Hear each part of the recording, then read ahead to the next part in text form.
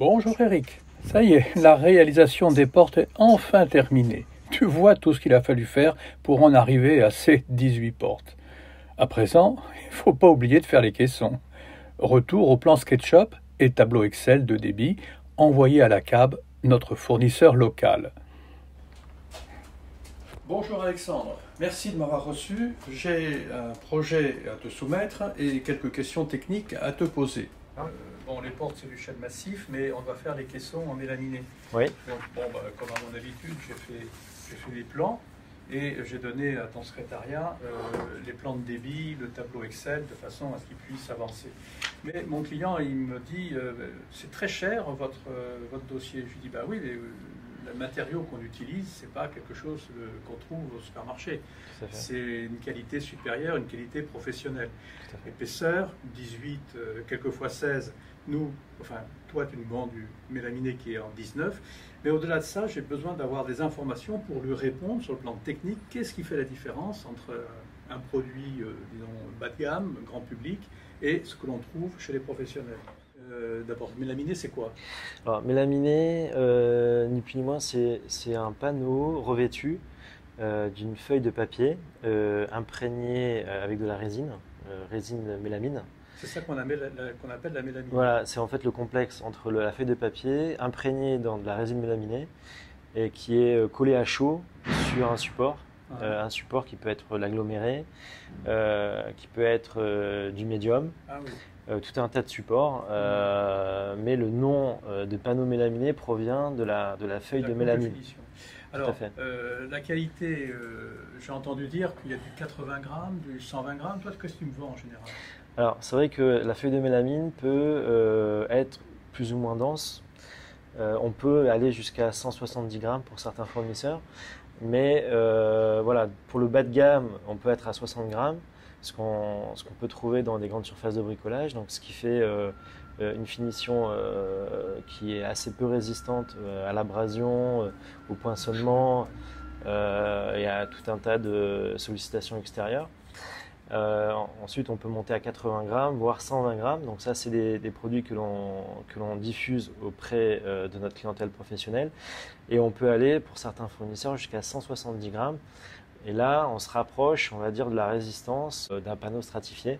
En l'occurrence, les produits que nous pouvons proposer à destination des professionnels sont quand même un peu plus qualitatifs que ce que l'on peut trouver dans les grandes surfaces de bricolage classiques. C'est vrai qu'on utilise ces produits plus pour l'agencement intérieur. C'est le support qui va déterminer la rigidité et la résistance mécanique, parce que le support en lui-même également peut avoir différentes densités. Les fournisseurs s'inscrivent aujourd'hui dans une démarche écologique avec des cols qui n'émanent plus autant qu'avant de formaldéhyde, donc une substance assez toxique. Les produits que nous pouvons écouler, de par la fabrication européenne, garantissent quand même une certaine hygiène à nos clients. Et quand je viens chez toi acheter 1 mètre carré de panneaux, j'achète du bois qui vient de Russie ou c'est du bois français? Les usines les industriels essayent de limiter au maximum l'empreinte carbone. C'est-à-dire qu'en général, ça s'approvisionne en local autour de leur site. Et donc, c'est du bois, en fait, le bois en tant que tel, l'arbre, est décomposé d'un tronc et de branches. Donc, le bois de trituration, c'est tout ce qui est branchage, qui ne peut pas être utilisé directement pour de l'ameublement. Et donc, toutes ces branches vont être triturées, transformées en copeaux. Et ce sont ces copeaux-là qui vont être triés, séchés, collés ensemble, qui vont composer une sorte de pâte. Et c'est cette pâte-là qui va être donc densifiée et qui va recevoir donc le panneau, la finition, la feuille de résine mélamine. Mécaniquement, si le panneau il est plat, il ne se déforme pas trop. Donc il s'agit de choisir le bon produit pour la bonne destination. Ah oui, c'est pas évident.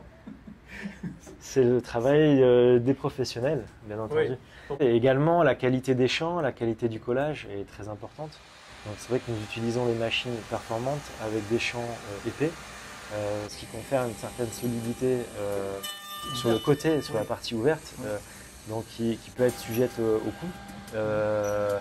et donc la plus exposée au final, ce qui confère une solidité bien supérieure à ce que vous pouvez trouver par ailleurs dans les grandes surfaces de bricolage. Moi, quand je viens de faire une commande, par expérience maintenant et par aussi facilité de mise en œuvre, je demande que les 4 champs soient plaqués. Exactement. On a du 1 mm, du 2 mm, et c'est vrai que les champs qui sont communément utilisés par les grandes surfaces de bricolage sont moins épais. Mais ils font ça comme on remplit. C'est comme un papier cadeau. Comme un paquet cadeau, ouais. C'est pas forcément un cadeau. Voilà. Bon, maintenant il va falloir que je la fabrique de façon à faire le plongeon dans la piscine du client et puis à faire un bon barbecue. Je t'invite. Bah écoute, volontiers, au plaisir. Allez, merci Alexandre. Merci Ciao. Michel. Alors, voici les panneaux qu'on va vous couper tout à l'heure. Donc c'est du mélaminé en 19 mm. Donc vous avez demandé un aspect chaîne claire. Et actuellement, nous on travaille avec Suisse Chrono, qui est notre fournisseur officiel de mélaminé en 19 mm ainsi qu'en 8 mm. Alors pour savoir combien de panneaux il faut couper, vous avez donc du coup donné une feuille de débit au bureau. Ils ont fait du coup le bon préparation. Et moi, grâce à cette feuille, je sais combien de panneaux il faut couper.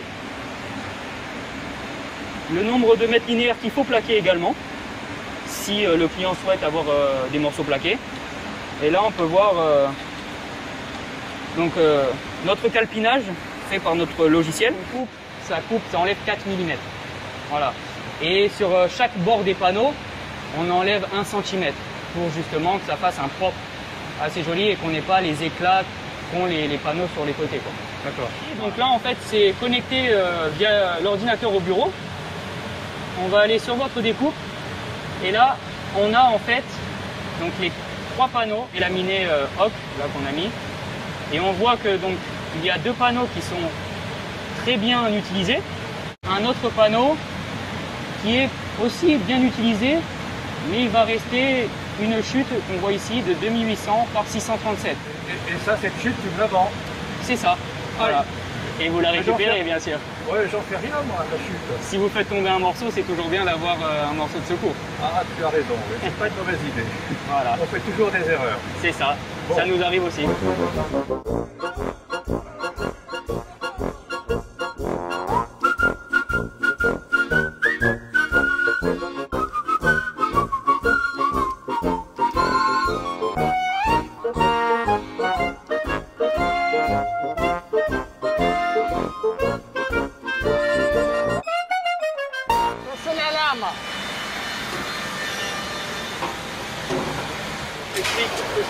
Ça c'est la petite lame et ça c'est la grande lame.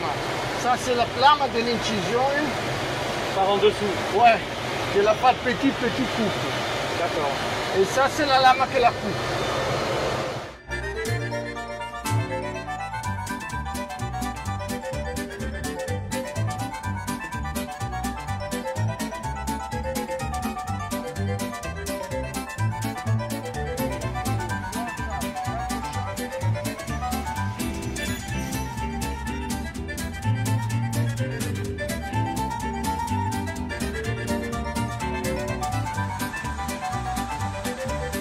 Donc Flavio il a coupé tous les morceaux et maintenant il va falloir qu'on s'attaque au plaquage. Donc vous avez décidé de plaquer tous les morceaux les 4 côtés en champ 1 mm, la même référence, donc 26-29. Donc on a le champ qui est juste ici. Donc c'est un champ PVC. Hein. Alors, en fait il existe plusieurs types de champs. Déjà on différencie les champs pré-encollés et les champs non encollés. Oui. Donc ça c'est un champ non encollé, donc on le voit ici, c'est lisse, il n'y a pas de colle en fait. Le pré-encollé, j'en ai pas ici mais bon. Donc on aura en fait un petit peu de colle et c'est du champ qu'on va plaquer au fer à repasser tout simplement, à la main. Alors c'est aussi efficace, mais niveau application, c'est vachement plus difficile. Si c'est mal appliqué, on va avoir des défauts, contrairement à la machine. C'est une machine, ça marche super bien quoi. Évidemment. Et en qualité technique, là, tu me dis c'est du PVC, c'est ça? C'est ça, PVC. D'accord. Voilà. Et ce que l'on trouve en grande surface, c'est pareil, c'est du PVC? Alors PVC ou papier. Ah, ou papier. Ou papier, voilà. Ah ouais. Le papier est plus facile à appliquer au fer à repasser, mais il s'effrite vachement plus. Il se casse très rapidement. D'accord. Voilà, Donc c'est du premier prix quoi. c'est ça. Il en faut pour tout le monde. Là, on a la plaqueuse, donc qui plaque les champs, met la machine en route, et on va voir de suite que la température va augmenter. Une fois cette dernière arrivée à 180, on va pouvoir commencer à plaquer.